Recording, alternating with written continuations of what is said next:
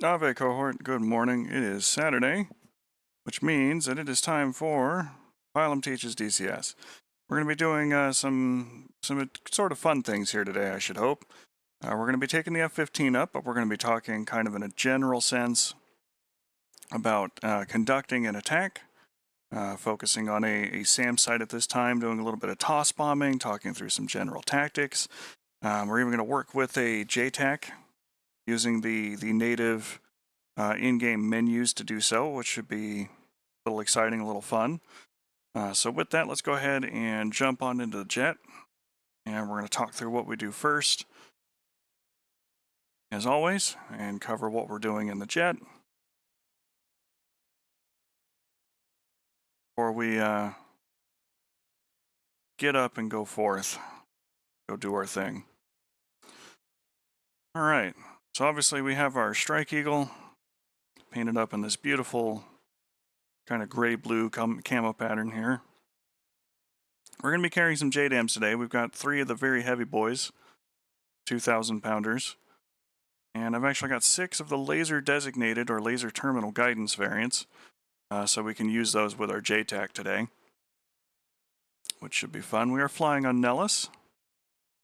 And we have a very busy airspace today. We got a lot of AI that are kind of going out to the range and are going to go do their thing.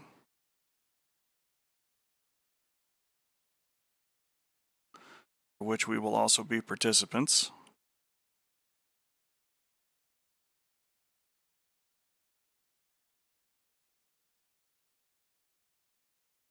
A couple of A-10s going up. Good morning, Chief.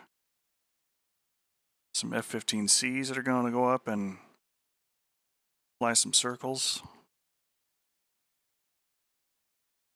Some F-16s that are going to go up and do their thing.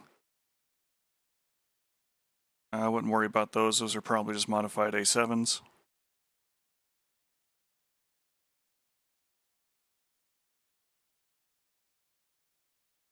And then there's us. As far as where we're going and what we're doing, it's morning, Chief. We've absolutely got blueberry flavored coffee rocking along here for us today. Groom Lake is a no-fly zone, but one of our bombing targets is going to be out in this direction somewhere, kind of in these hills. And we are going to go ahead and fly up north onto the range and check in. Turn west, start flying towards our attack zone.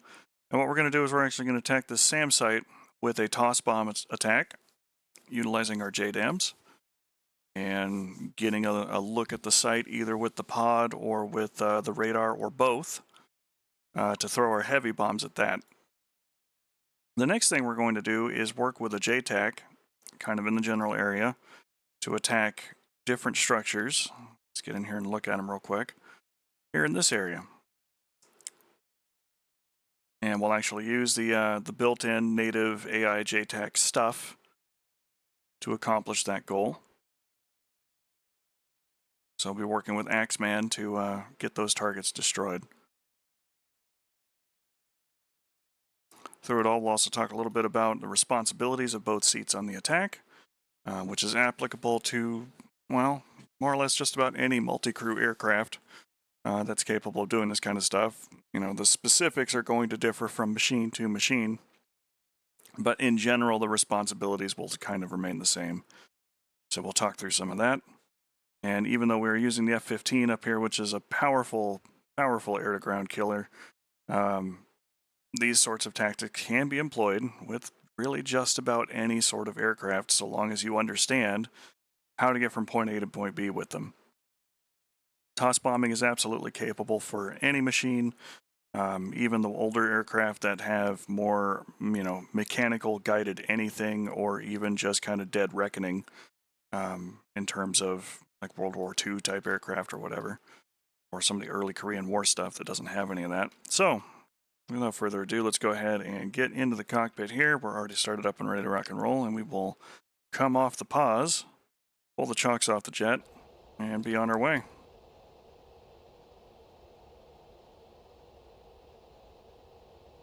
Chief, remove the wheel initial chunks.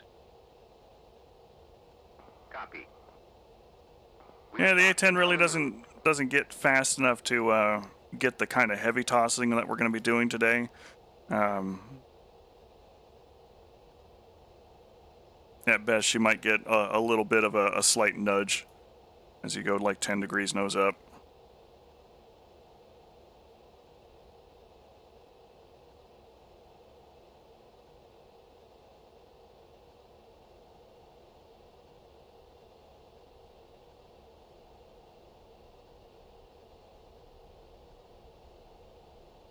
It's a busy base this morning, a lot of sorties going up. Probably anticipation of various events happening at Nellis, like Gunsmoke or Red Flag, or just another training sortie getting ready for another conflict.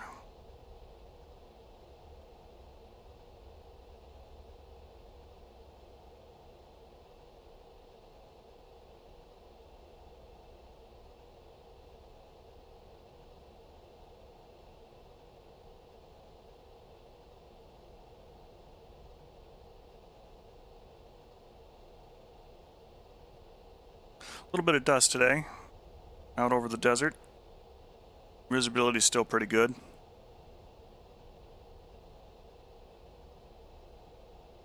It's early summer, so that temperature is already starting to warm up to over 30 Celsius.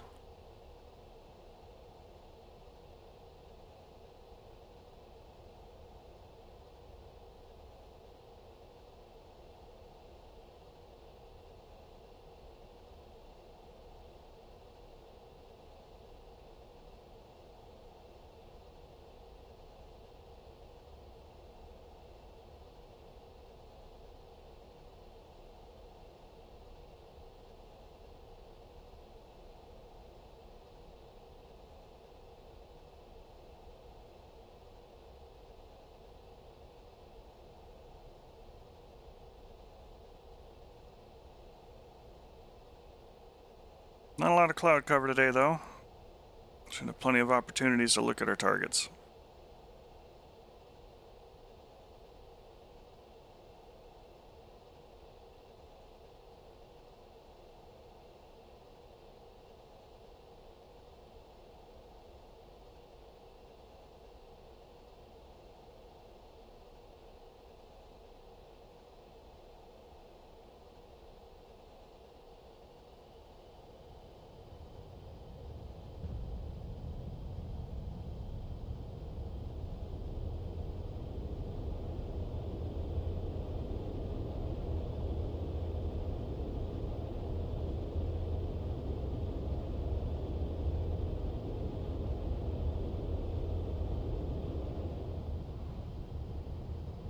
Ooh, a little bit of wing wake there.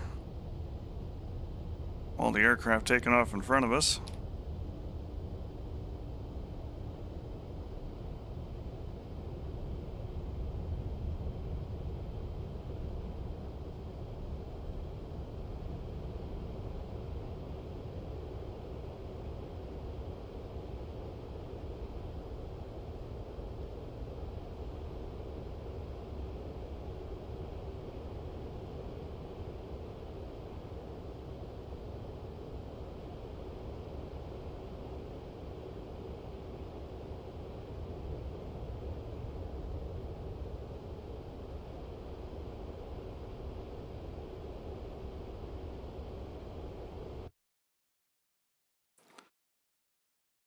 Like we got a lot of aircraft that are coming into land here as well.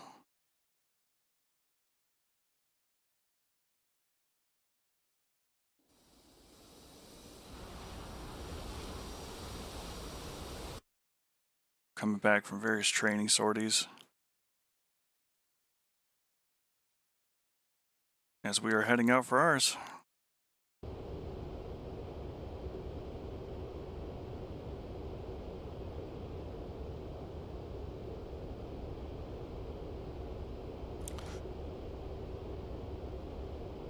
Alright, so while we're on an autopilot cruise, we're going to talk through some of the things that we do to get ready and set up for our actual attack. And this kind of goes for both pre-planned and for pop-up type attacks, although for the pop-ups you have to work through this process quicker. You know, we're kind of following the crowd here, as it were, so we will be okay for a minute. But the first thing you want to do is understand approximately where your target is, if it is known, or if you've been given a talk on, and take a look at the map and understand the survey area around it. Now, for example, we've talked about the SAM site we're attacking today. It is somewhere kind of in this basin. We'll know more specifically where it is as we get closer and start trying to, glass the area and see what's going on. But what we can say in general about this grid square is that it is at about 4,000 feet, so it is higher elevation than what we took off from. But we've got these mountains on either side, east or west of the target area. North or south, it's really kind of, anybody's big game here. We got a large basin of terrain that is largely the same altitude running in from the south, so we definitely don't want to attack south to north because that's going to give the SAM every opportunity in the world to take a look at us. We do have some pretty steep peaks here that are up about 7,000 feet north to south, so we could, if we needed to, come in north to south to do it, as it is about 6 miles or so, which is about the distance that I would want to toss those things. All right, so we can go ahead and check in along the Sally corridor. So let's go ahead and check in with the range master and activate some of our targets there. We've also got this little hill here kind of out to the west. That's about 5,000 feet. So it's about 700 feet difference between the basin and the mountain. So it's not a whole lot of room to work with, but it's enough. Enough to get the job done. But wherever our targets are around here, we should have pretty good ability to get rid of them. Now, how can we tell that there are mountains here? I mean, apart from the shading. Well, these contour lines illustrate relative altitude changes, and the closer those are together, the steeper those changes occur.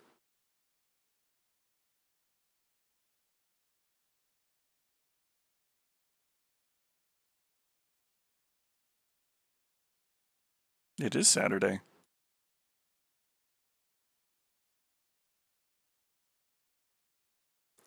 So like as we look here at this mountain and we zoom in a little bit, you can see all these contour lines are very close together. This is a very steep change in elevation from the area around it.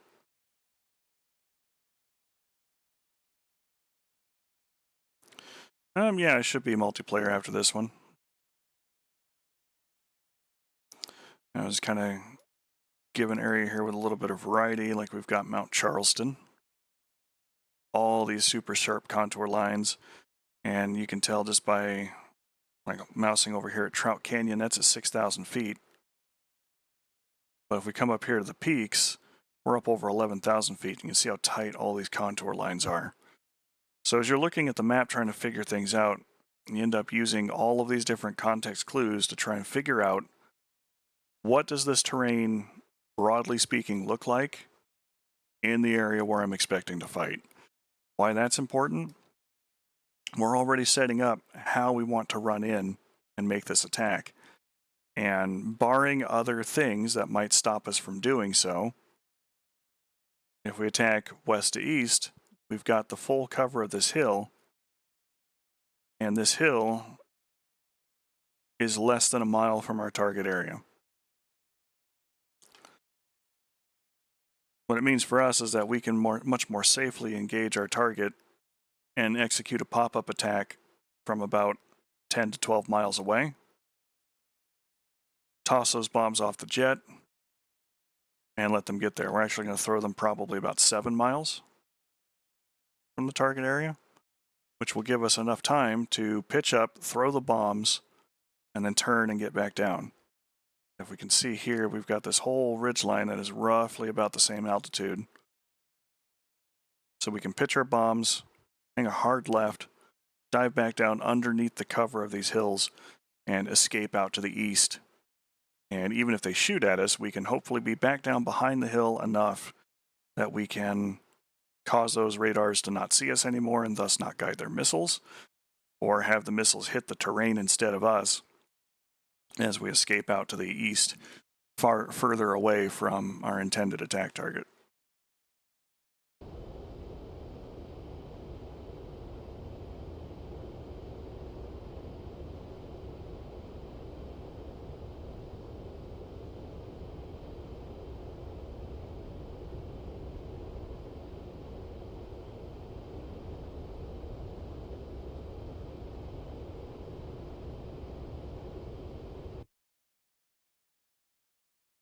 Still got some distance to go. We might use a little bit of time compression here in a minute.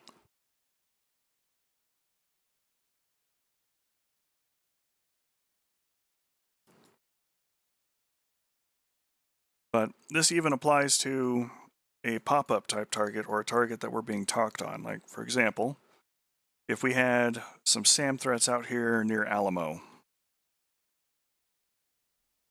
and like we got this little airstrip here and this little town. And that's right, I do have some Easter eggs here.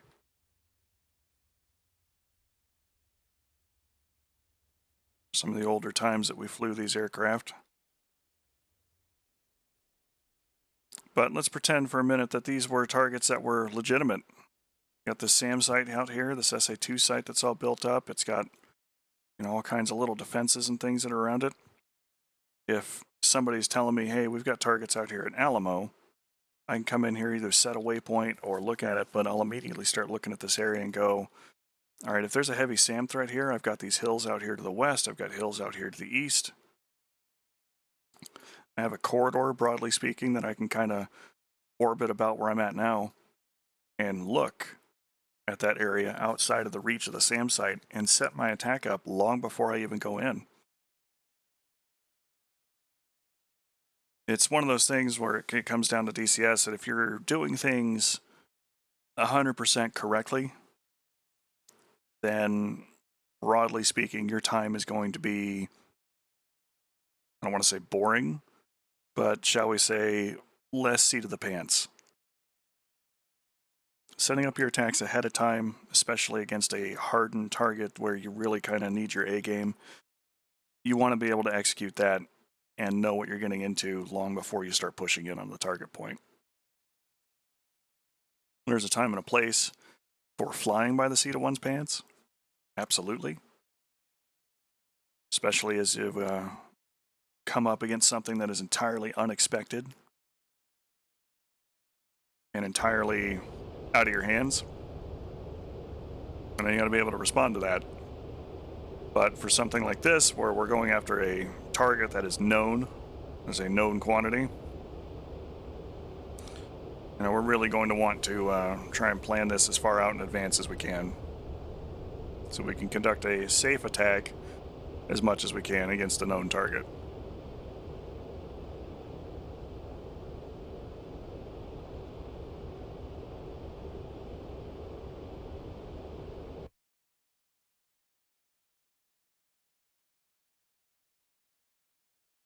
Even applies to air. Like if I was coming up here to, shoot down some aircraft that were coming in from the northwest, that BVR fight starts well outside of missile range as we push and press for position.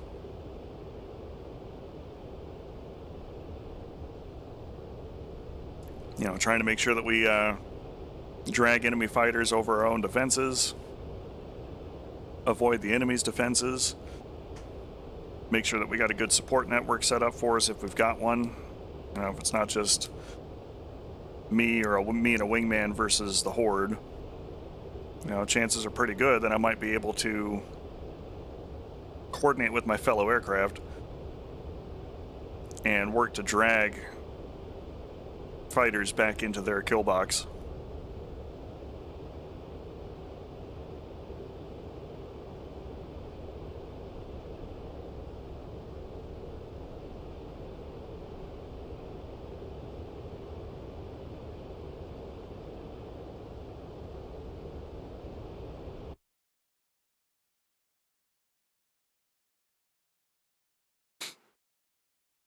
as far as actually executing this attack,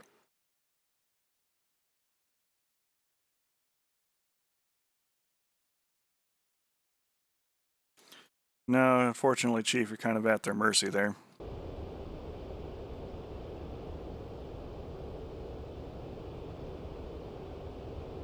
As far as executing this attack goes, what we're going to do is stand off first, somewhere between 30 and 40 miles from the target area, and we are going to look at it with the radar.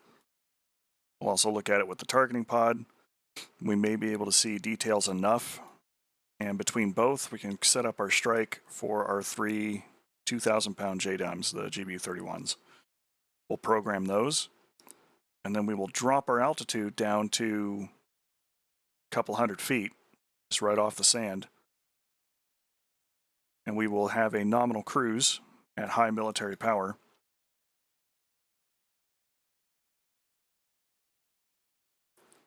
And as we close in on the target and get to within about 15 miles, we'll punch things up to full afterburner and try and get up to about 700 knots. You got to remember, one of the important things about bombs just in general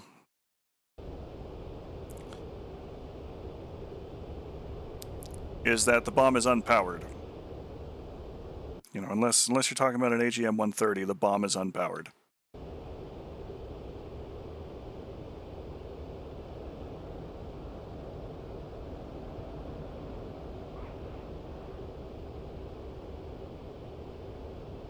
So the bomb relies on us giving it the most amount of speed in order to get the most amount of distance, and since we're toss bombing, that's kind of what we want. We want to be able to throw that bomb as far as we can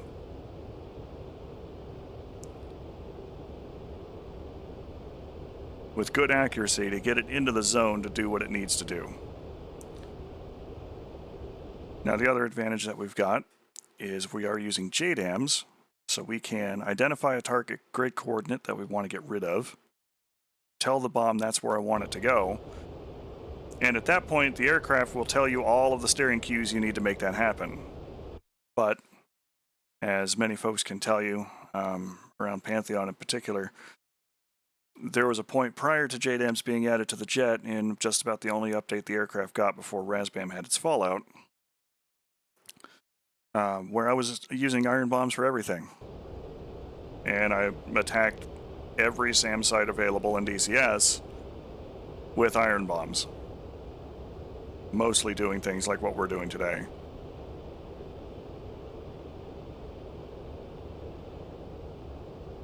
Alright, so let's go ahead and queue up our waypoint, which I believe is 5 decimal.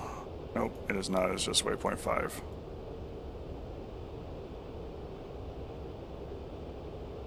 Right now we are 82 miles away.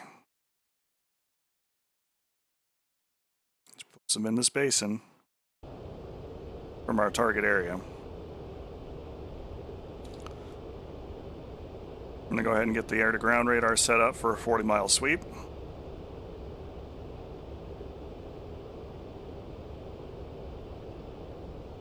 And cue it for steer point 5. We're also going to take a look at our targeting pod.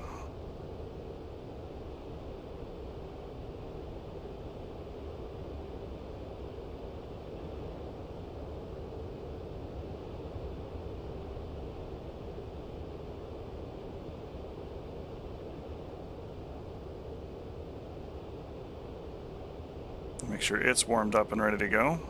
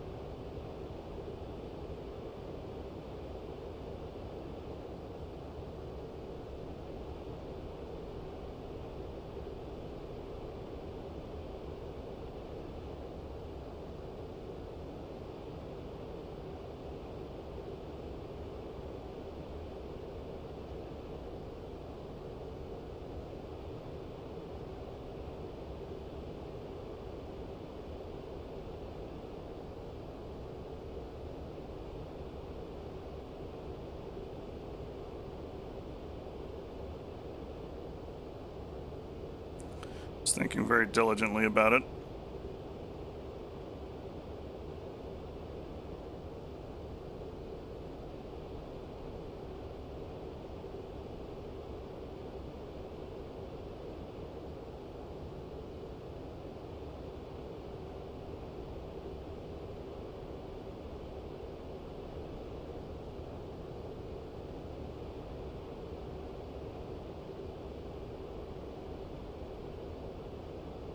It shouldn't take this long.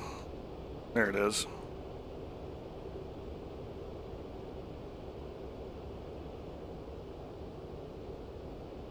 The old contrast adjust.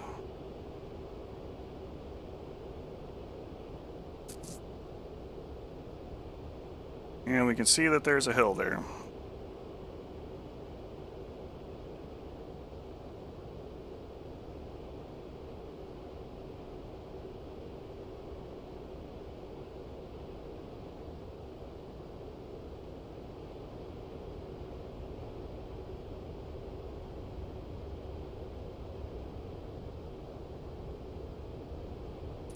Now the radar tells us information here too, because a lot of these dark areas here are areas that the radar cannot see. They are in shade.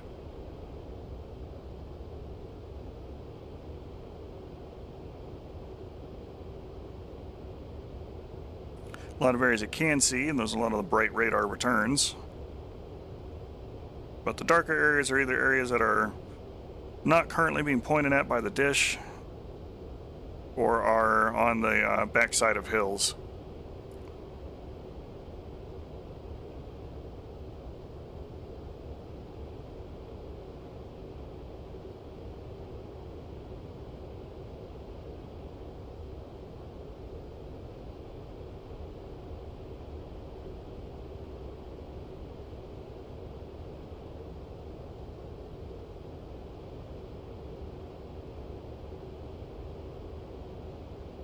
Yeah, it is hands down the best radar in the game.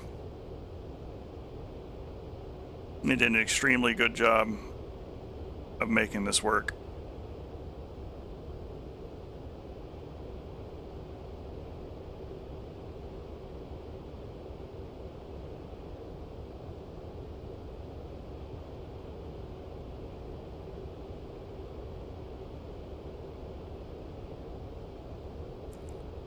Alright, here we are, 40 miles. We're going to start the attack. First thing we're going to do is offset slightly right and begin scanning it with the map radar. And as soon as I get a picture there that I can freeze, we're going to pause the server for a minute, and we'll talk about why exactly we just did that.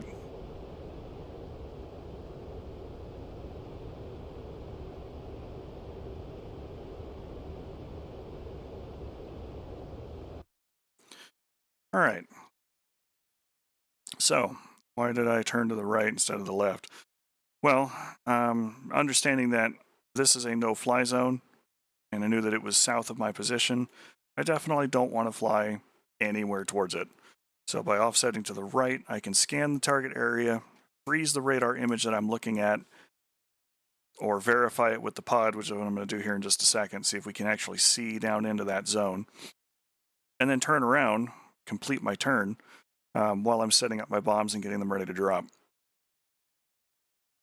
And I can do all of that, definitely make sure that I avoid Groom Lake, as that's a no-go zone for us. I'm reasonably certain, because this is, the NTTR and it's a training area and all of that kind of stuff, that if I am heading north, I'm deconflicted between everybody else, because these guys are down here doing their mission. These guys are over here doing their mission. These guys are out here doing their patrol. There's a lot of moving parts going on right now, and I want to avoid those things. So having gotten up here, I've been briefed about whatever happening in the mission. That's going to be our direction to turn. So we want to turn right to try and avoid that. Fly towards a safe place while I'm head down in the sensor. All right, so let's get back to it.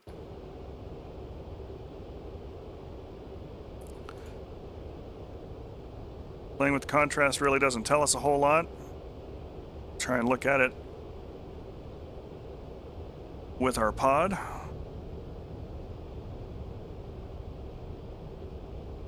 And we can kind of see that site coming into view.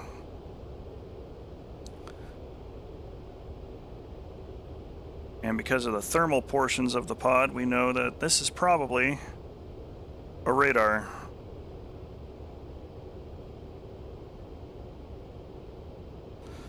Let's go ahead and get on over here, and we're going to put our first bomb in that spot. We got some other support units that are out here. Kind of want my next bomb to go here.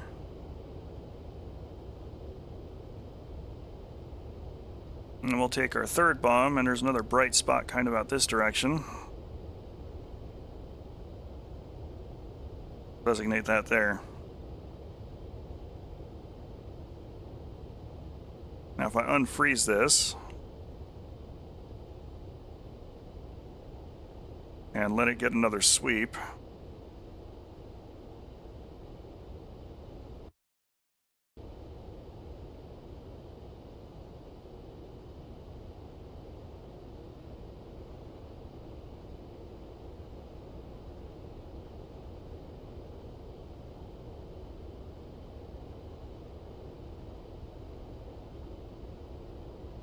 now that we've got clear line of sight to it, we may see some radars emitting.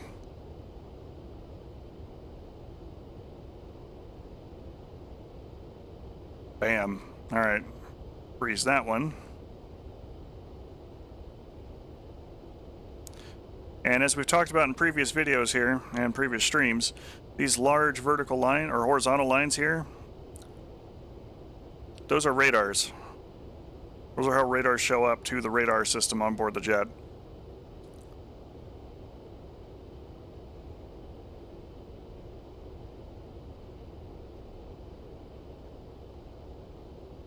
So I'm actually going to come in here and redesignate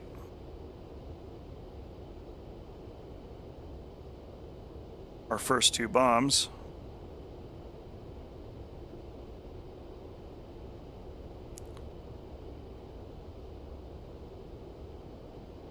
Okay, so at this point, the Wizzo's job in terms of looking at these sites and identifying them and all of that is done.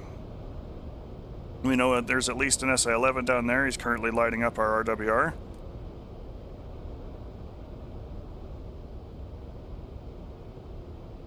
We can verify that information by looking down here at this zone. So what I'm going to do now is go ahead and extend out to the east, which is my safe zone from the SAM.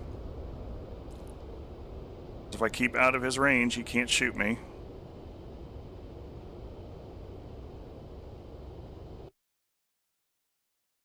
And then we're going to come down and attack this site using this hill for our cover.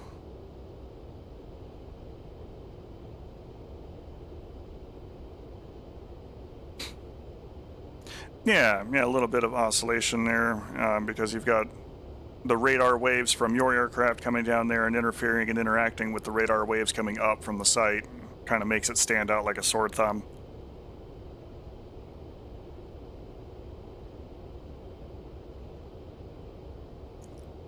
Sometimes waveforms will combine together and get stronger. Sometimes they will cancel each other out depending upon, a variety of different factors or whatever.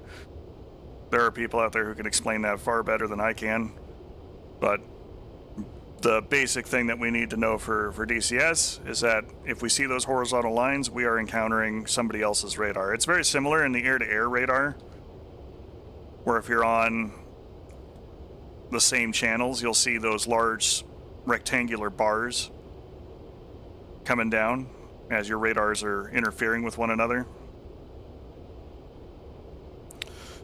Alright, so we're about 26 miles out. It's time for us to go ahead and get down and do what we need to do. So, while we are safe, Master Armand, verify I've got my pylon selected. Verify the bombs are ready to rock and roll. They are. They are all in standby and ready to go.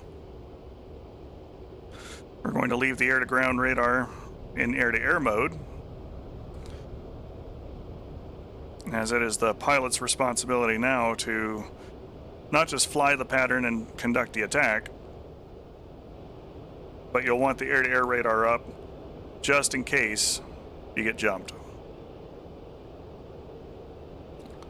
We're going to center up on our waypoint, pull back on the throttle here as we're diving down on the ground.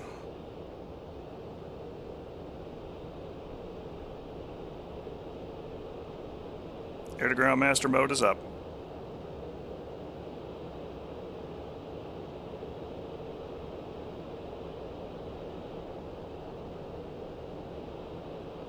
Now we can tell by looking through the HUD here that our pod, our waypoint, and our designation markers, which is the square box, the diamond, and the crosshair respectively, are all nice and neat tucked in behind the hill. And at this point I am watching, you know, both my flight parameters for good flight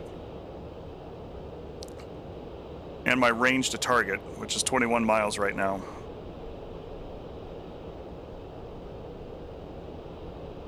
Right now I've got the throttle in a high military power setting. We're doing about Mach 0.91.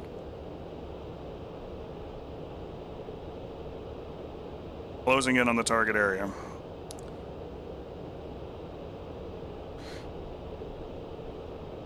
And pause. Now, the other thing that you're going to notice here too is this time to release is ticking down, but it says that we're about a minute out, and we are very much not. We are a lot closer than 1 minute out. What we're going to end up doing is we're watching our range indicator, and as we come down to about 15 nautical miles, I'm going to throw the thing into full afterburner so we can run our speed up as high as we can. And at about the 8-mile marker mark, because I'm using JDAMs, and those have some better guidance associated with them, so they don't bleed off as much energy, I will nose up to about 30 degrees on the ladder. And as we get into good parameters and it says that I'm in the zone and ready to drop bombs, I will throw those bombs off the wing, roll the aircraft over, dive back down, and get the hell out of Dodge. If I was dropping iron bombs, it is extremely important that you unload the jet and go to neutral controls in the moments before release. You want to do that because the bombing computer that is feeding the sensors and your markers and your HUD indicators and all that kind of stuff, the information that they're getting, do lag behind the aircraft by a handful of seconds. It's not very much in the modern aircraft. Modern aircraft tends to keep up within about a second or two, but that difference with iron bombs, especially because they are unguided, that ballistic computer is not going to be 100% accurate if you've still got control inputs on the jet. So it's very important as you pitch up and you're watching that bomb fall line come down through your flight path marker, that in the moments before that fall line arrives, you've neutralized your controls. Otherwise, ballistic bombs you're going to pitch and they're not going to be exactly where you want them to go. Which, you know, might still result in target destruction, but it may not. It could be enough to throw your aim off that the bomb does not get into a zone where it can actually destroy your target. Dropping a laser-guided bomb, you are a little more forgivable in the parameters, but you still want to follow the same best practice for throwing unguided iron bombs as you are with laser-guided bombs. And the reason for that is the bomb is going to pitch up. You're tossing it, so it's going to be pointing up at the sky for a period of time before it begins to fall down on top of your target. And the goal is that you have the laser on and that the bomb is going to fall in such a way that its narrow sensor can find the laser and guide itself to the target. So while it is a little more forgivable than dropping purely iron bombs, you still want to make sure that you neutralize your controls, you get everything as close as you can, as perfect as you can, to throw the bomb off the jet so that the laser and the bomb doesn't have to work quite so hard to get to where it needs to go. All right, so I'm going to unpause here. We're just about at the point of going full afterburner, and then we will pitch up, throw these bombs, and get away from this SA-11 site.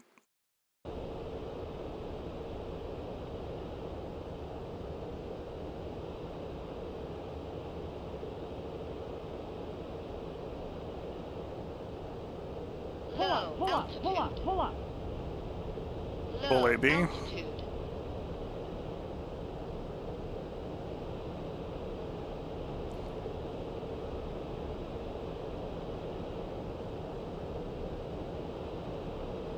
12 miles. Low. Still got the terrain. Low altitude. 10 miles. We are in range. 9 miles. Pitching up.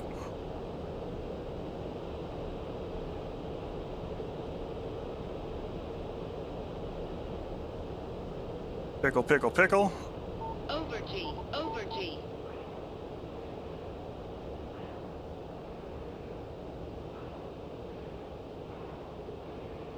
Trying to maintain about 7 Gs on the jet.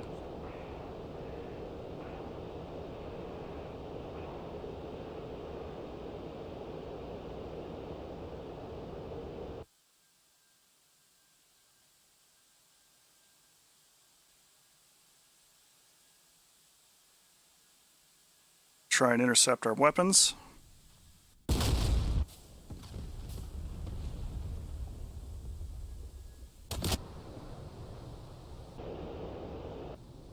Now, fortunately, they did manage to intercept the 2 larger bombs,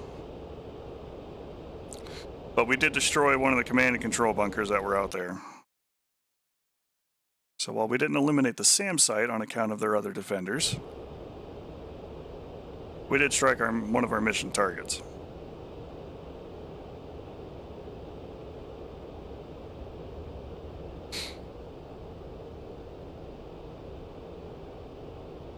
Now, having said that, we do have a couple of smaller bombs that we can use. And since we've still got our target area up,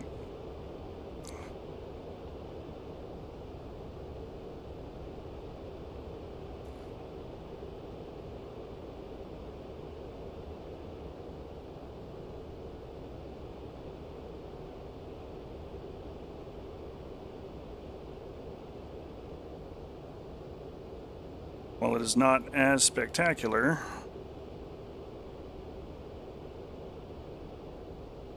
we will go ahead and re-attack it with the 500-pound JDAMs.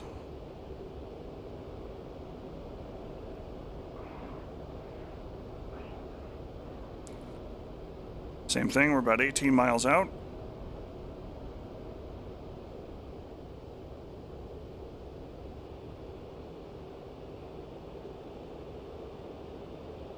Got 13,000 pounds of gas, plenty of fuel. Pull up, pull up, pull up, pull up. Pull up, pull up, pull up, pull up. Right into full AB.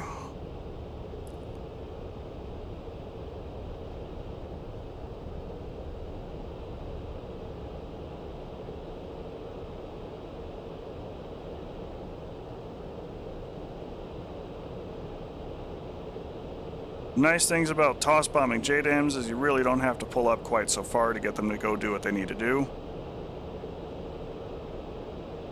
And we are already in range.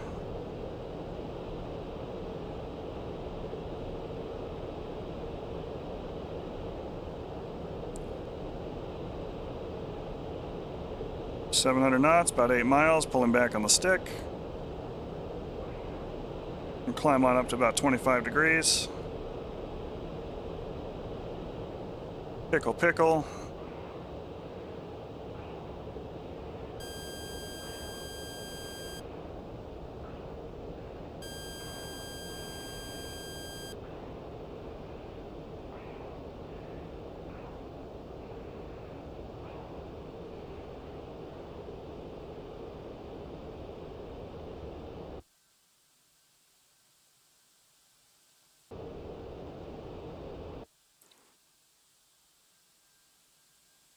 Yeah, SA-15 is not going to be seeing this quite as much. Hey, buddy.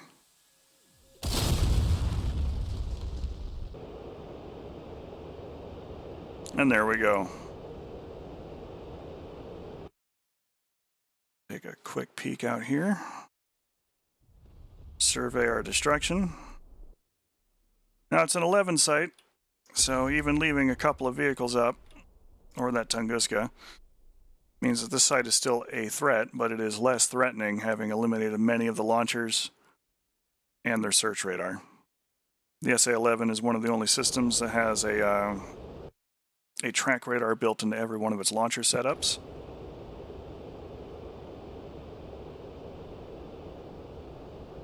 So even though you kill the search radar, if every launcher or truck has its own track radar associated with it, they can still, if they see you, track you and shoot you.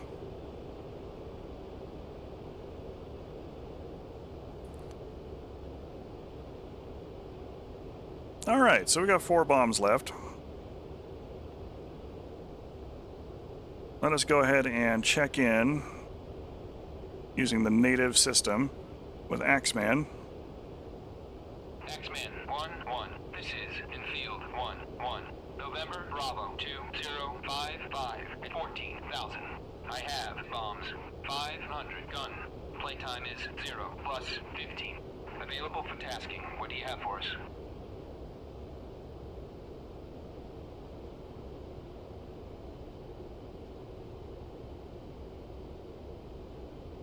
Infield 1. This is Axeman 1-1. Type 2 in effect. Advise and ready for 9-line.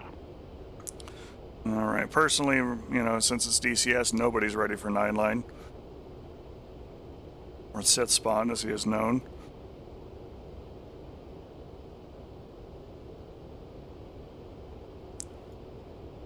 But let's go ahead and start looking at our general target areas here.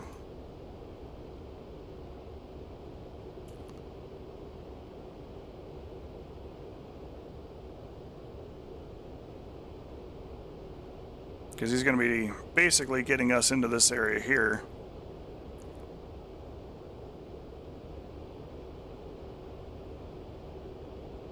To drop bombs.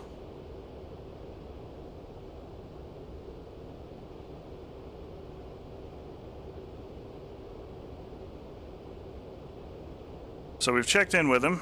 We've told him that we've got 15 minutes of playtime. So let's go ahead and say we're ready to copy the 9-line. Line is as follows. 1, 2, 3, NA, 6,000 feet, MSL. Column of vehicles. November, Bravo, 1, 9, 5, 6, 2, 9, 4, 4. Marked by laser. 1, 6, 8, 8. East, 10,000. Egress, south. Alright, so take a minute and we're going to talk about the actual information that we've been given. I'm not going to go over everything that's involved in a 9-line because it's really not something that I tend to use too often in my own work, as it is a little clunky, but it does provide us with a bunch of information. So basically with the 9-line, there are 9 key points of information that they are trying to give you in order to conduct a specific attack from a specific direction to do the things. 1, 2, 3 NA means that those 3 columns have no information to give you. They're not important. They're not relevant to your aircraft. Don't need to know about it. So the 4th one that he's telling me is that the target's elevation is 6,000 feet, mean sea level. So they are on the ground, but the ground is a little elevated. The next line is what is my target, which is a column of vehicles. 6 is coordinates, which he gives to us in MGRS. And that's a lot less helpful on aircraft that don't use MGRS. But if we were to come down here and kind of select this area here, you know, NB 19562 it's very close to these coordinates here on the MGRS grid.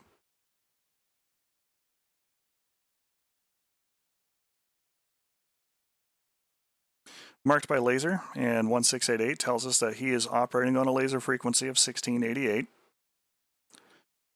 He's also saying that friendlies are east of this target area by 10,000, I believe, feet, what they're using there for that one.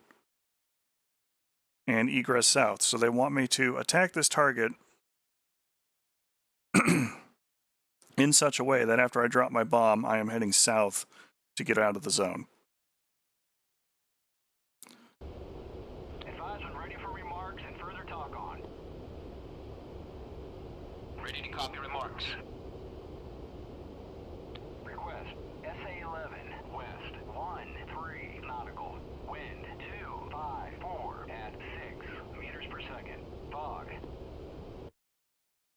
Okay, so what he's telling us here is that he wants bombs, which we've got bombs, so we're going to give him a bomb. He is giving us a warning that there's an SA-11 west of his position by 13 nautical miles. You know, like the one that we just attacked a minute ago. Winds are 254 at 6 meters per second. It'd be much more helpful to me if he gave that to me in miles or nautical miles per hour. And then the fact that he says fog is, you know, there's a dust storm going on down there.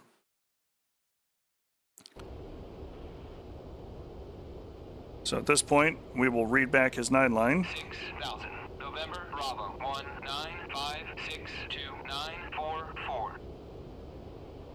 Read back correct. Report IP inbound. Okay, so we are at our initial point, and we are ready to roll, so IP inbound. 1. IP inbound.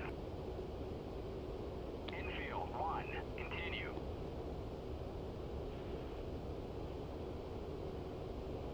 Coming up on our bomb release point.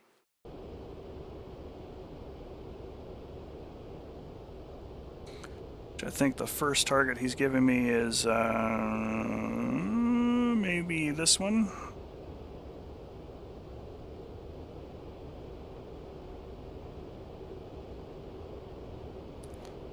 We're in range and in the zone. Infield, 1. Laser on. Release the weapon. Laser on. Blazing. And he wants us to egress south.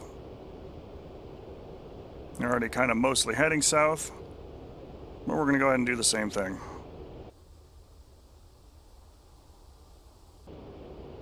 Now his laser is on, so what we should see is that the bomb will GPS guide most of the way towards its target, and when it finds the laser, it should snap down onto it for terminal guidance.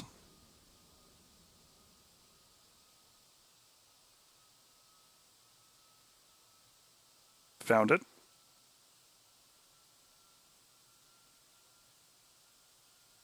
He's guiding us to a different place. That's okay. Here it goes. Shift. Infield, 1. Abort, abort, abort. Infield, 1. This is Axeman, 1. Type 2 in effect. Advise and ready for 9-line. Now, the reason why he called abort is we attacked it. Well, I use that term loosely. Quote, we attacked a target that he did not want us to engage by virtue of having dropped a bomb around a cluster of other targets.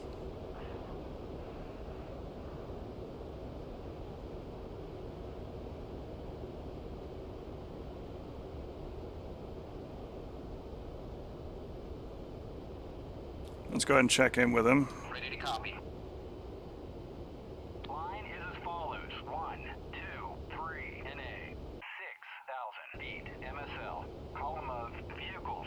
November, Bravo, 1961297. No mark. 1688. East 10,000. Egress south. Advise when ready for remarks and further talk on.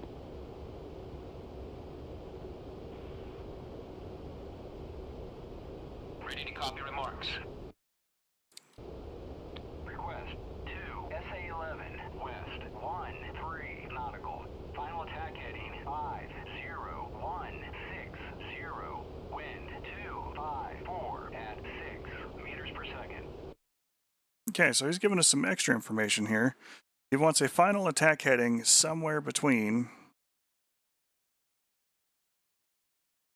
Actually, he wants it kind of 560 to 160, so he wants us to attack from the northeast to the south.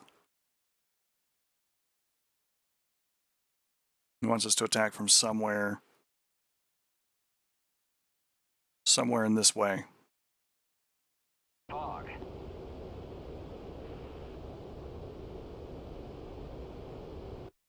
Actually, yeah. Somewhere from 050 to 160, somewhere in this eastern quadrant. He wants us to attack east to west. 6,000. November, Bravo, 1961295. Final attack heading 050160. Read that correct. Report IP inbound.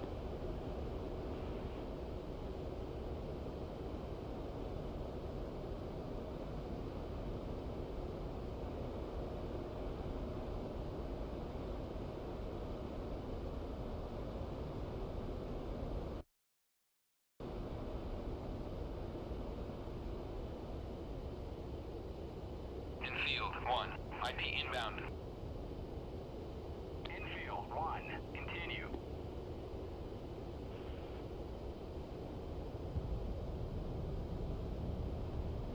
Pick our throttles up here a little bit.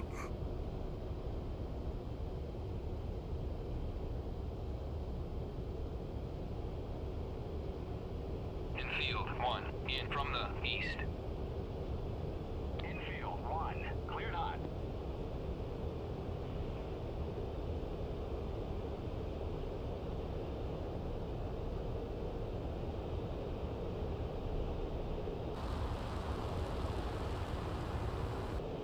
No, Mark, that bomb is probably not going to go where it needs to go, so we're going to steer it ourselves.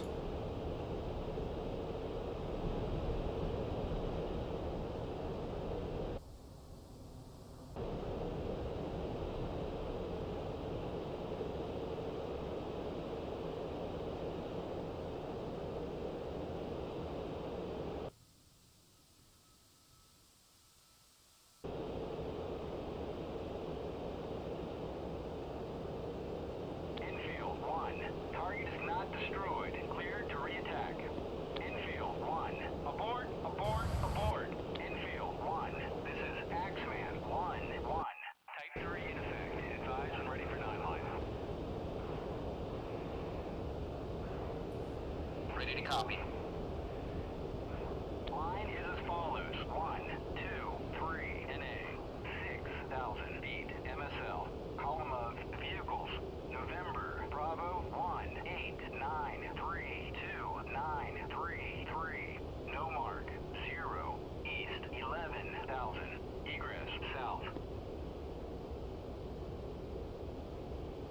No, Mark, so he's not going to be able to laze it, which means he may not be able to see it.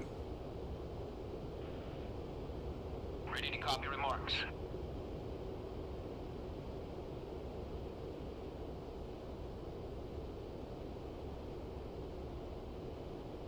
Ready to copy remarks.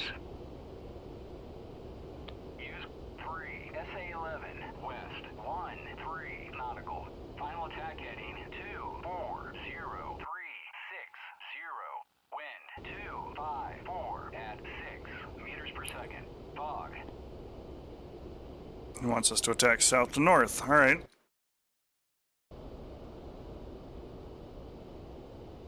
6,000. November, Bravo, 189. Actually, no, north to south. Final attack heading 240-360. Read that correct. Oh, no, that's right. Field 1, clear to engage. 240 to 360, we can turn right in on it.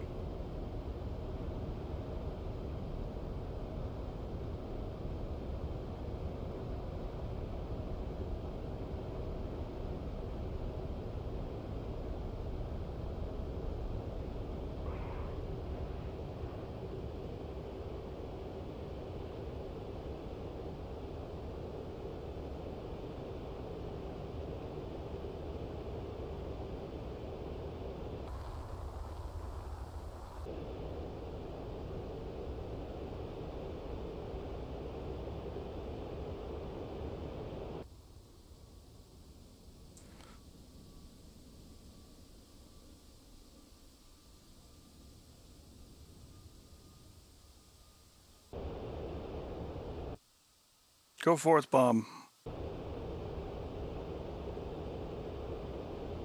Infield 1, abort, abort, abort. Infield 1, no further tasking available. Nice work, you may depart.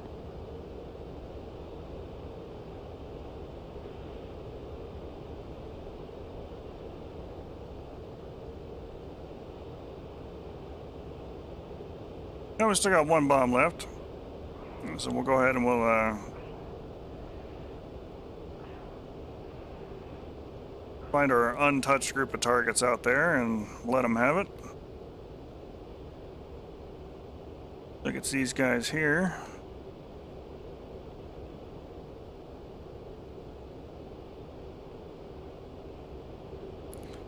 I'm going to shut the laser off because we don't necessarily need laser terminal guidance for the JDAM.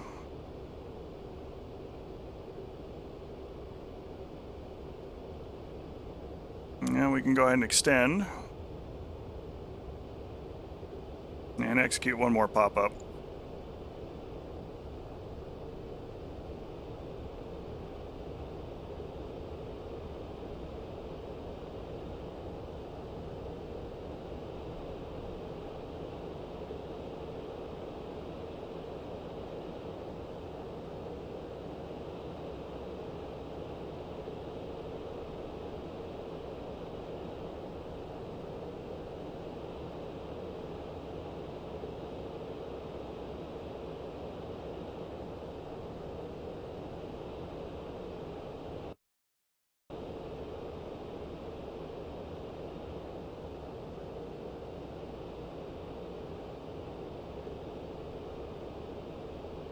Alright, so we've encoded our bomb.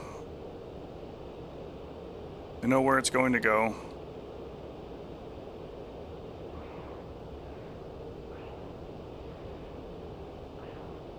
Radar is set to air-to-air mode, so we're searching for any air threats that might be a problem on our way in.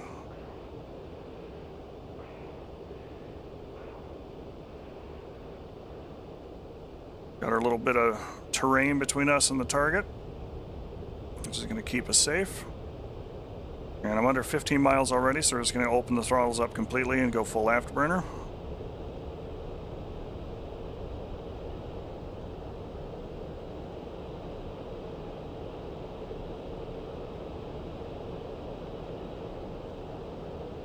We're in range.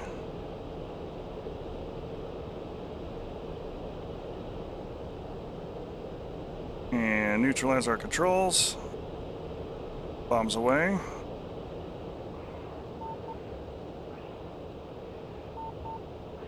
Now, it's also very important when you release bombs, especially, don't put negative G's on the aircraft as you're throwing them. No, because you'll collide with your own bombs and experience an extremely, extremely emotional event as soon as you push the pickle button.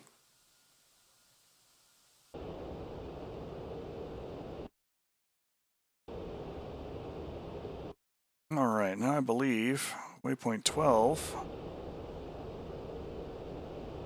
is the range exit.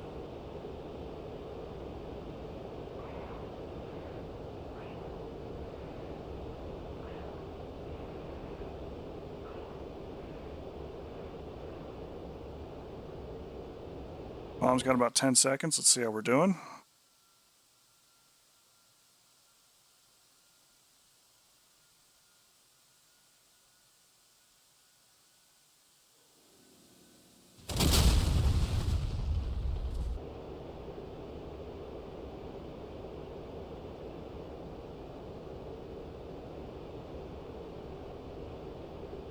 Fantastic.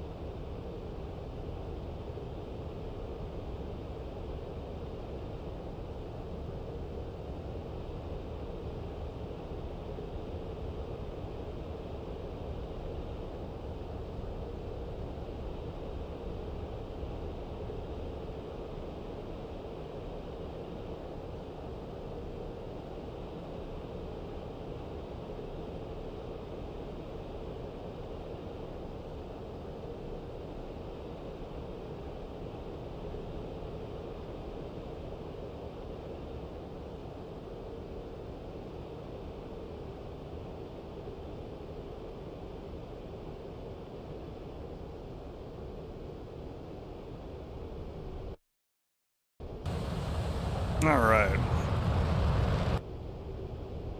So while we are cruising back out towards the range exit.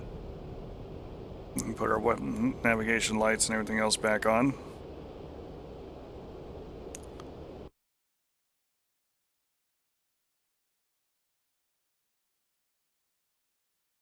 We'll talk a little bit about some of what we did today and how it applies to just about everything.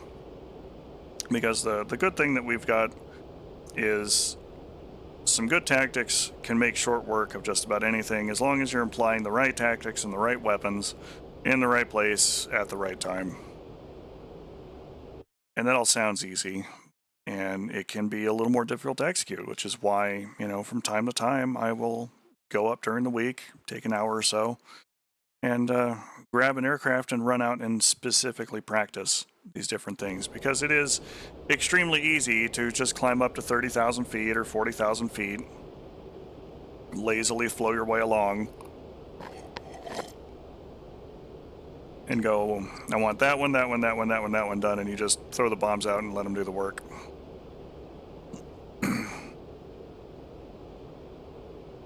Actually going to wait a minute while we are rolling through the ad for folks. And then we'll continue on with that thought exercise.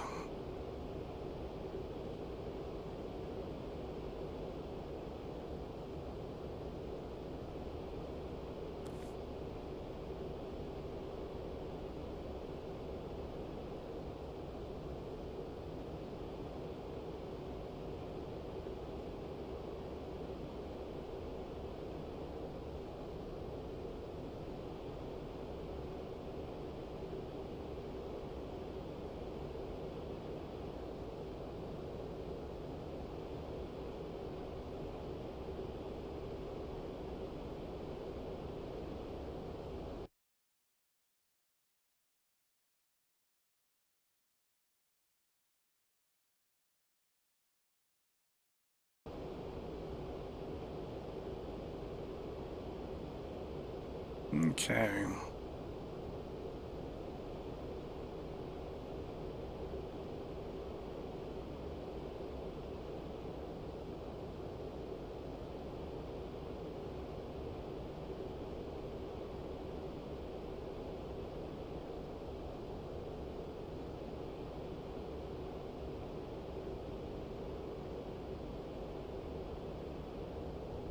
Alright, welcome back from the ad break. So as I was saying, I will make time to go up from time to time and on purpose practice these different techniques. You know, deliberately pick a target someplace and go, I want a toss bomb on that.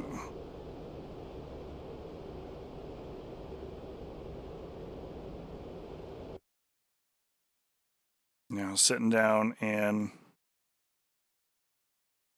going through the motions of conducting these kinds of attacks and playing with different weapons, or bringing up allegedly inferior weapons on purpose to play with. Because it is easy to get into bad habits. Fuel. Bingo. Fuel. Specifically when it comes to using JDAMs in particular. You know, any weapon system that you can sit there and look from space and go, that one, that one, that one, these two, that one, those. Set them up in advance, cruise into a bunch of parameters, and then just go, here, hold these 12 bombs, and then turn around and leave. It's a very powerful tool, and if you combine those powerful tools with the good flying tactics, you can really make a lot of things happen. But if you're not really practicing those tactics, then you kind of get into the habit of, well, in order to make the JDAM go the furthest distance, then I need to be flying as fast as possible, as high as possible, you know, so I can send that bomb sailing from 15 miles away or more. And sometimes that's the right call. But against some of these nastier SAM systems that have ranges that greatly exceed 15 nautical miles, that's not going to help you. And it's only going to hurt you. To put it into comparison there for you, you might be able to race an SA-3 that way, assuming that you sneak into parameters just long enough to throw the bombs and then immediately turn around, defend, got away from the SAM site. But an SA-11, an SA-6, SA-5, SA-10, you know, any of those types of systems, they can hit you at any altitude that you can fly to, and they can hit you from much further away out. And for some folks, the answer is, well, I'll just grab some harms and throw at it. Well, much like you saw with our first attack on this SA-11 site, over here at this waypoint, the first bombs I threw in here were kind of big and were easily seen by the SA-15s that were guarding the site. And they absolutely shot them down. Now, one of the 3 weapons got through and they destroyed this bunker that was out here, so that's good. But it was still a problem.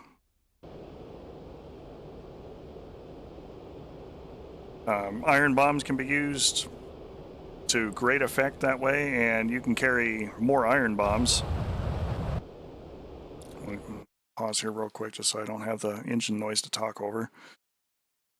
You can take iron bombs and put them on all 6 stations, the CFTs.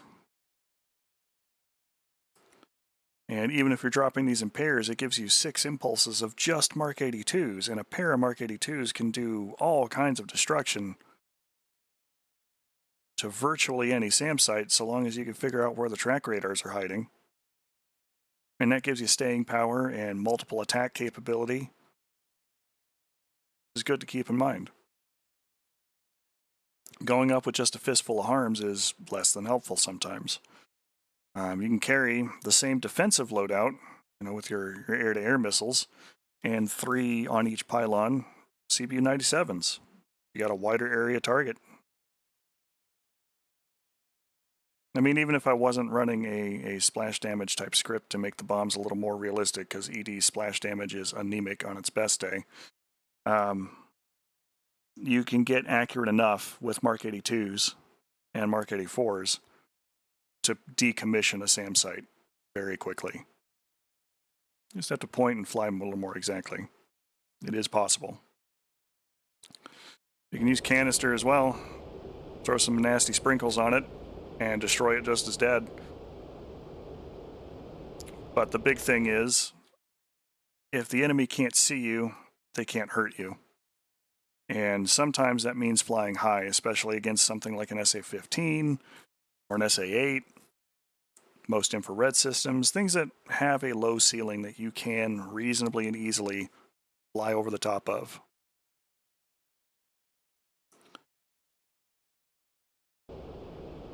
But there's a lot of other deadlier systems out there that can and should be attacked. And while an F-16 is great for figuring out where they are and pitching a handful of weapons at them, that could be your tasking too if you're flying a Strike Eagle, or in some cases even an F-4. And the same rules apply.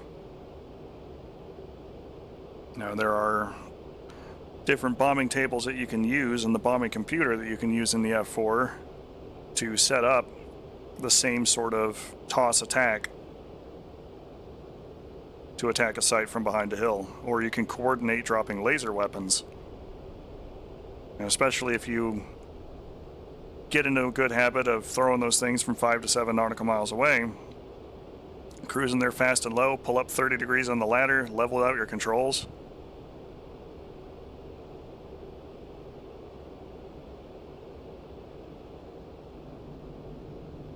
Pitch the bomb up on over the top of the hill and let the Kiowa Warriors steer that thing in for you. They get an air show and you get to destroy a SAM system.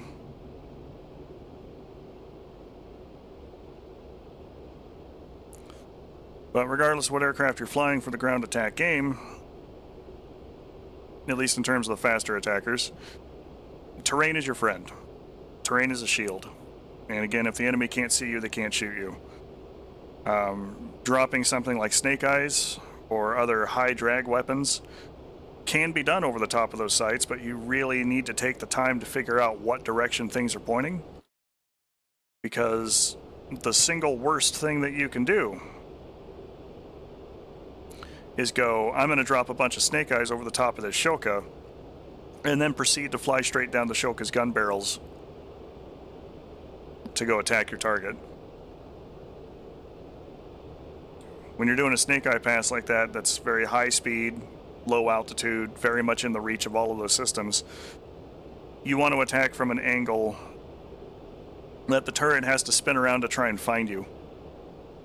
So you can buy yourself those precious few extra seconds to get the weapons off the jet and then dive for cover. And if all you're doing is flying straight down his sight line, the only thing he's got to do is pick the nose up and pull the trigger and you're dead.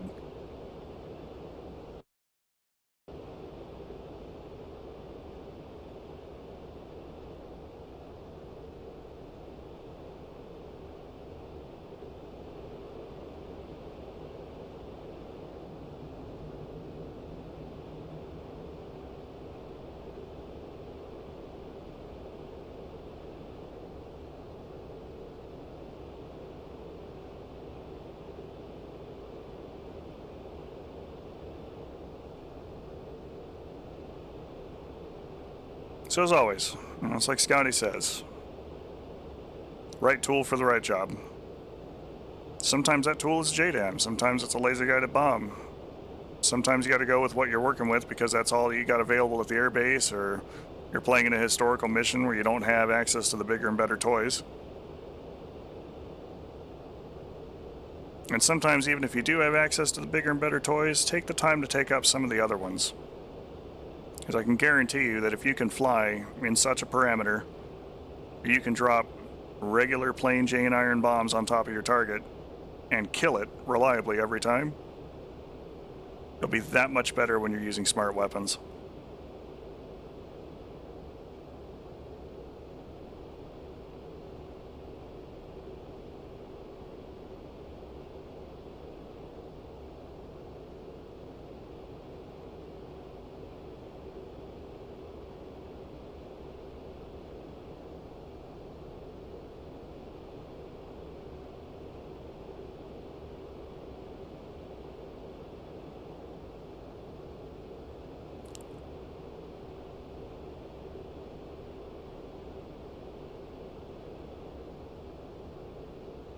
Okay, lined up a little bit right.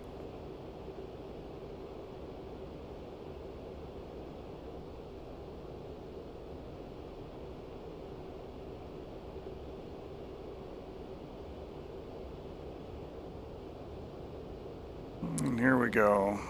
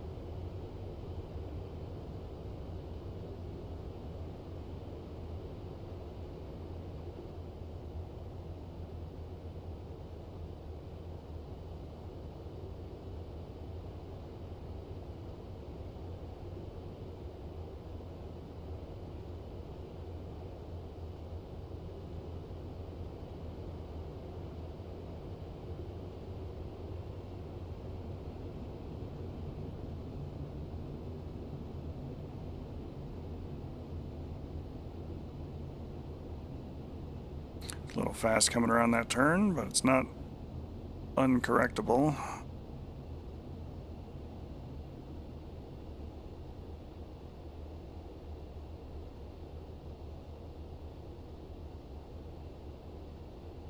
Low altitude. Low altitude.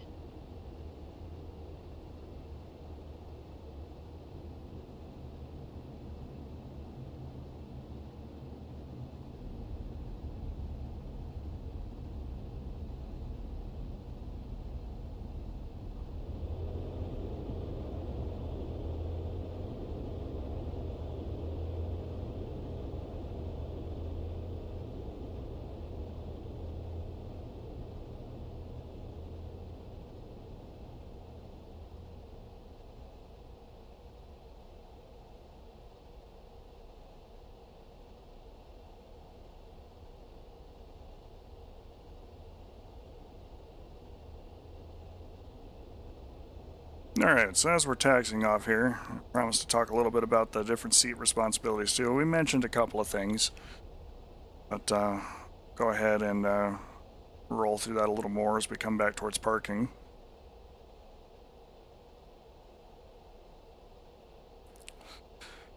Primarily, it is the backseater's job to steer, command, and otherwise set up the air-to-ground fight. You know, they should be the ones that are spending more of the time down in whatever sensors are going on and setting up for the strike, surveying the area, doing all that kind of stuff, while the pilot steering the jet keeps the aircraft in a safe spot where they can accomplish that goal while they're doing the setup. Barring going in somewhere where you need to actually fire the laser at something and keep it on the target, once everything has been set up, Wizzo can pass the air-to-ground radar back to the pilot, go here, start looking for air threats.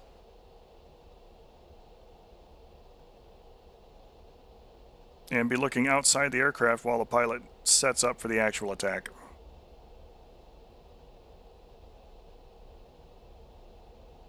Now, understandably, this is a little different in something like the F-4 or the F-14, where there's a greater workload on backseater and there's less stuff sharing between the two seats, as those are older aircraft, so some of the roles are, you know, a lot more sharply defined. There are precious few radar controls in the front seat for either of those aircraft.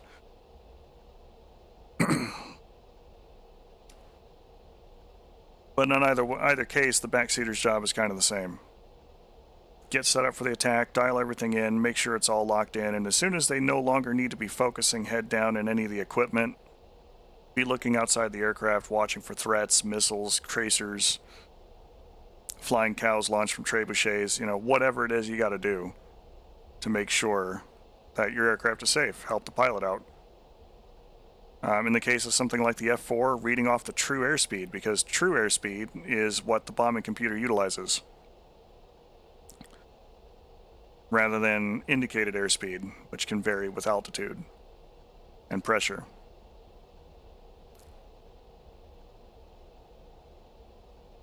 You know, making sure the pilot is in good parameters and that you both have the altimeters set the same, so you have the same reference altitudes available.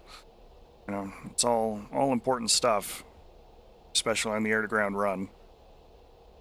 Even if the backseater has nothing to steer, you know, no Mavericks to shoot, no lasers to guide.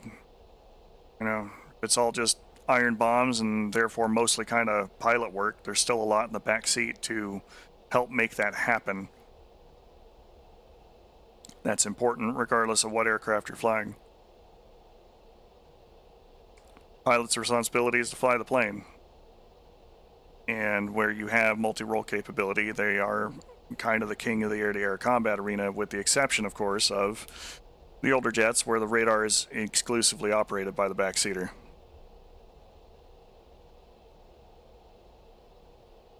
And the F-15 in particular, it's very easy to just hand that control back over and say, hey, it's your radar, and then let the pilot lock that in so it's now the center of interest, and be looking for those air threats while you're conducting your attack. And if you see them, you can abort the strike. You know, hey, I've got fighters out there that are 60 miles away from us now, and our target is 40 miles away from us, so when I push in there, those fighters, assuming they don't go anywhere, could be only 20 miles away.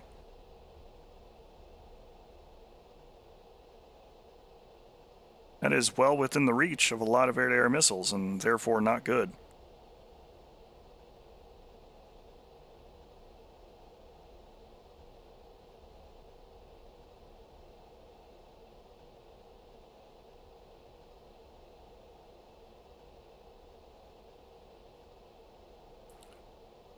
But the two of you should be working together to both execute the attack and make things safe. In the F-15E, if you're not flying with a Wizzo, because thankfully the way it's all set up, you really don't have to. try and get all of your air-to-ground setup done well ahead of time. Don't be afraid of using the autopilot to orbit somewhere. There's no shame in that. That's why it's there. It's to take the workload off of you.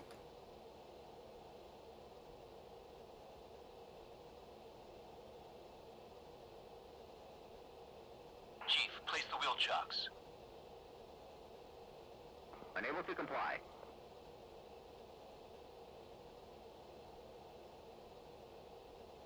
We are light enough and low enough on fuel that we would, on idle power, just roll away.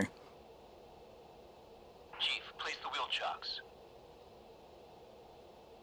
Copy. Wheel chocks are now in place. There we go. Brakes released.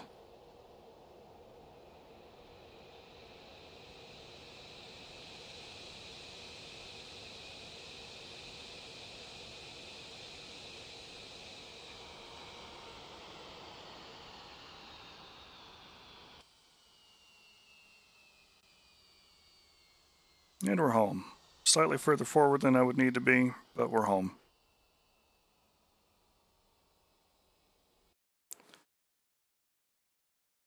All right. Just double checking things here, making sure we got everything all covered. But that is basically it in terms of getting into attack someplace. We attacked a highly dangerous site today. And we did it from such a place and in such a way that the only thing that it managed to do was take a look at us and not take a shot at us. Terrain's your friend. Terrain is always your friend, as long as you don't fly into it. So make sure that you study the map and the areas, especially if you kind of know where something is or if you have a pre-planned waypoint that tells you where something is. Oh, yeah, we got a lot of the boys flying down from Iowa, I believe.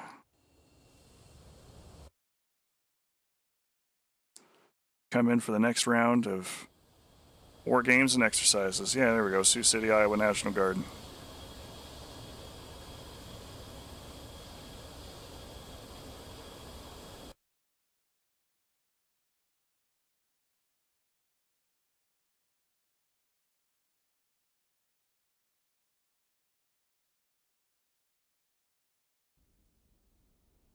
But yes, dirt terrain, know the territory. Which, as I come to say that one now, I realize that's a Music Man reference, which also takes place in Iowa. So there you go. Have fun. But yes, know the terrain, study the terrain, plan your attack out from as far away as you can, and execute that attack as safely as you can. There's some missions that I have flown, especially on Persian Gulf, which have been very deep strikes into Iran to go knock out buildings and structures and things.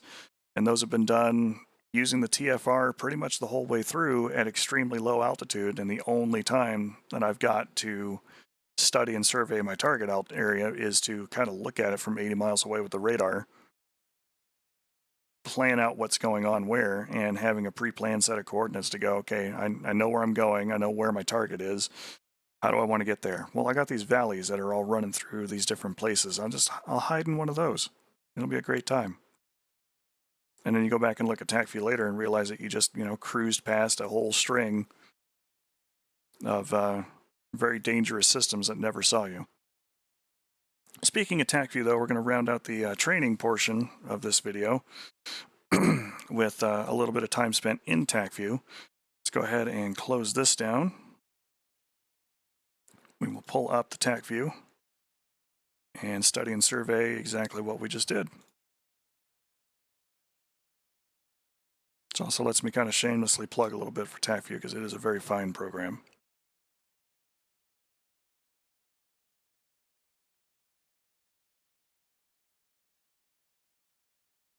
Okay, so we've got TACView, which again is a program that takes telemetry data from DCS and several other games. I believe Falcon BMS, IL-2 Battle of Stalingrad, and a couple of others these days are all able to provide telemetry data to TACView in a format that it can read and interpret and present in the game.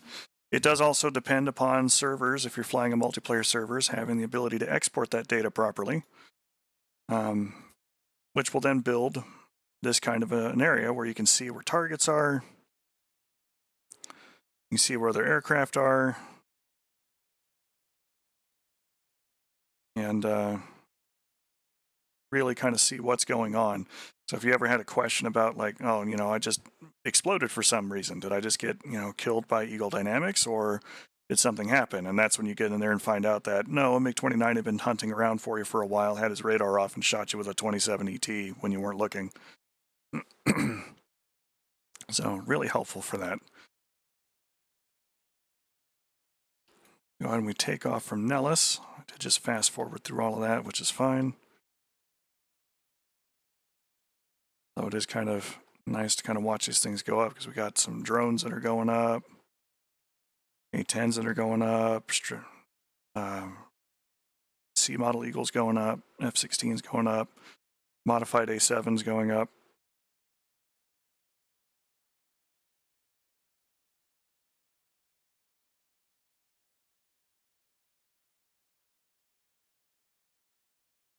We're all just checking into the range to do some range fun time. Even the drone's getting involved. It's throwing hellfires at tanks.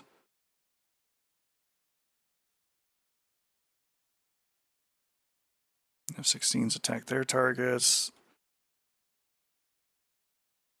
The A-10s go completely bonkers on theirs.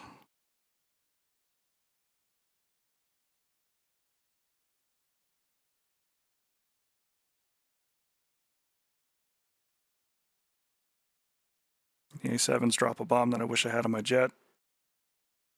They're destroying things over at Paiute Mesa. And then there's us. Our goal was we were going to come out here and attack this site and try and eliminate some core components of it. Got some SA-19 or 2S6 Tunguskas, SA-15 or TOR defensive systems. We have our bunker, and we have the SA-11. All kind of in there. You can see their threat rings, as far as where the lethal range of those SAMs are. Bounce back out here to ourselves. And at 40 miles, we snap the aircraft over to the side. We start looking at it with the radar.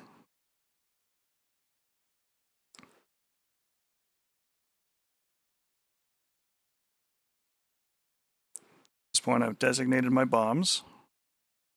Or no, actually I hadn't. I had climbed a little bit to try and survey the area with the targeting pod. Verify what targets I've got out there. And once I have my radar image frozen, fell back a bit.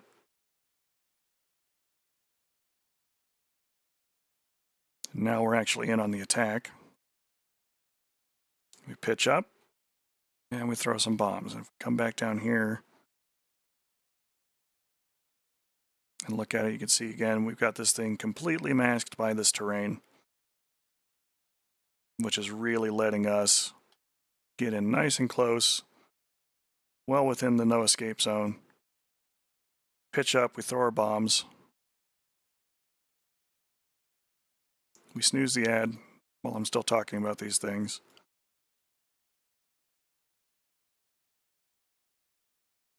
Start skirting out. And while they were able to track us momentarily with the radar, they were not able to hold us long enough to transmit data to shoot. Now that said, the SA-15s, on the other hand, can absolutely see the bombs. And a couple of them were close enough together that they kind of killed one another when the missile hit.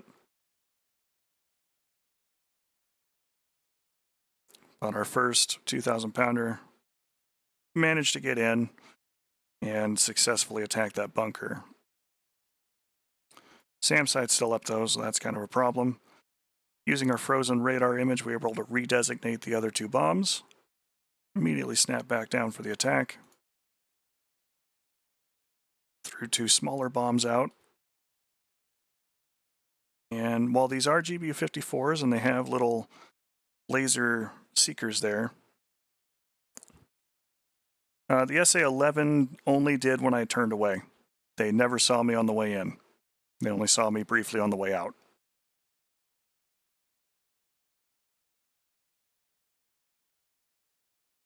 And that's only because I had to pop up to throw the bombs. Like back down here, I'm completely underneath the hill and the terrain. Right about here, they managed to track me very briefly. And then I was back under the hill and the terrain again and broke the lock.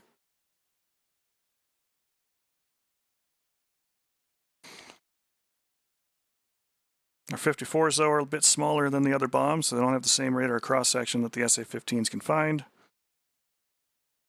And while we did leave one SA-11 system up, it was damaged and they lost most of their fighting capability there.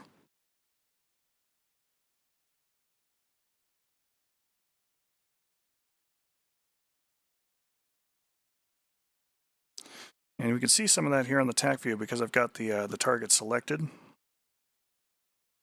This dashed line indicates that they have no line of sight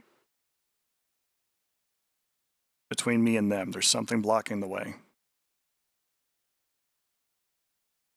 And then as I pull up, that line turns solid. So at this point, I broke through high enough that he could see me potentially. Throw the bombs, I start turning away. Right about here, he actually picks me up. And then loses me. So the entire time that I'm exposed, doing this pop-up, it is 38 minutes, 45 seconds into the total flight.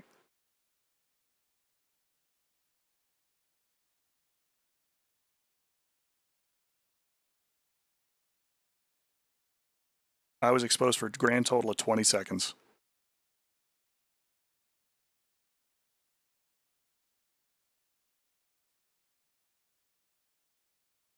Yep, no, you're not wrong.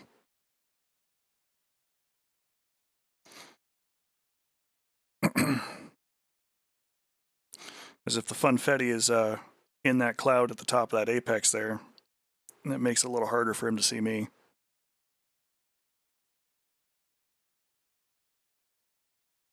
So if, hypothetically, he had seen me for a longer period of time, the chaff is now between me and the target. So, yeah, 100% there.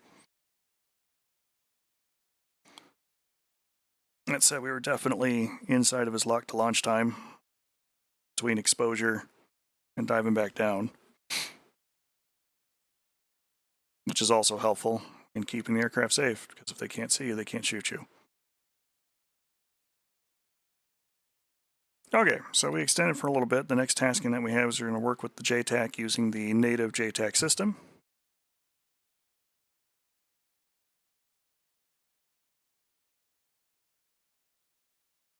He called us in on a target, ran through the 9 line, dropped a bomb, and he guided it onto the target. Now, because he was having us target a bunch of vehicles, when the bomb went off, he called abort, abort, abort, because we killed more than just the vehicle he wanted destroyed. But he got us back in on another set of targets, called us to fly in from the east to attack that target, so we set ourselves up, came in, we dropped our bomb,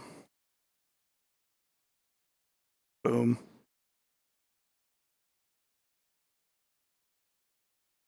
Called us in again, killed that one. At that point he said, I've got no more targets for you. And we executed a pop-up attack to take out the last group.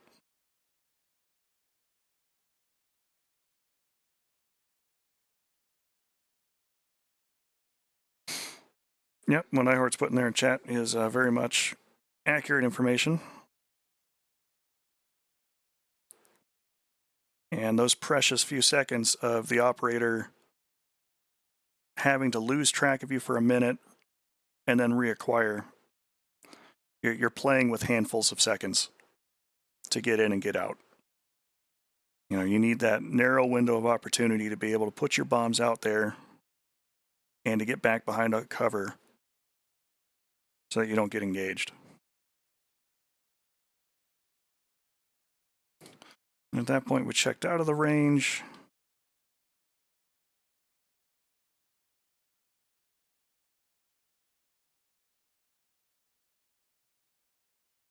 The next group of aircraft took off for their sortie now that we've checked out of the range. And as we come into land, friends from further east begin their arrival patterns to come into onto the range.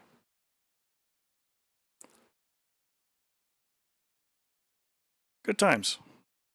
A lot to learn, a lot to cover. But I really do feel like that's going to help folks get a handle on some things. So if there's good information in there, feel free to comment all those things there as they make it to YouTube. I appreciate those kinds of things. And hopefully you can catch us live on the next stream as we do more teaching. And if there are subjects that you would like to have covered, you can let me know in either the comments or in some other format. And we will get in and have some fun with that. But I think what I'm going to take a minute to do here is take a quick restroom break, grab myself some more coffee, come on back, and then hop onto the multiplayer server. And we'll cut this stream short there for that. Just so that way it's all nice and even for the teaching portion. And then immediately fire it back up again so we can get in and do the fun portion.